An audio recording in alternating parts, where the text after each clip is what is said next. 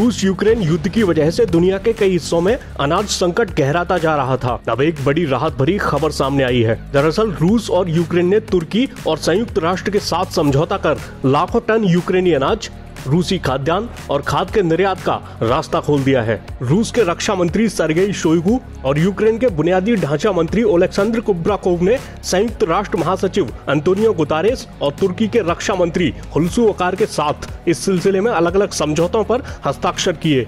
दरअसल यूक्रेन के अधिकारियों ने कहा कि वे युद्ध के चलते अपना नाम उसी दस्तावेज पर नहीं रखना चाहते थे जिस पर रूसियों का नाम था। अब राजनयिकों को उम्मीद है कि यूक्रेन पर रूस के हमले के बाद पहली बार अगस्त के मध्य तक अनाज का निर्यात पूरी तरह से खुलने लगेगा। समझौते को लेकर गुतारेस ने कहा, ये उम्मीद की, संभावना की, दुनिया के लिए राहत की किरण है जिसकी काफी जरूरत थी।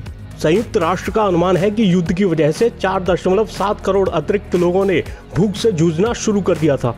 युद्ध के चलते लाखों टन अनाज गोदामों और यूक्रेन के बंदरगाहों में पड़ा है जो अब तक निर्यात नहीं हो पा रहा था। इससे कीमतों में भी बढ़ोतरी हुई। आपको बता दें कि यूक्रेन गेहूं का एक प्रमुख निर्यातक है। अनाज निर्यात को ब्लॉक किए जाने के आरोपों पर पिछले दिनों रूस के राष्ट्रपति व्लादिमीर पुतिन ने दावा किया था कि रूस यूक्रेन से अनाज के निर्यात को रोकने के लिए कोई बाधा नहीं पैदा कर रहा और अनाज ढुलाई करने वाले जहाजों को अंतर्राष्ट्रीय जल क्षेत्र में सुरक्षित रास्ता देने के लिए तैयार है, बशर्ते कि यूक्रेन की सेना बंदरगाहों और खदानों के आसपास से हट जाए। फिलहाल तमाम वार पलटवार के बीच अब इस बात पर निगाहें रहेंगी कि नया समझौता कितना प्रभावी साबित होता है।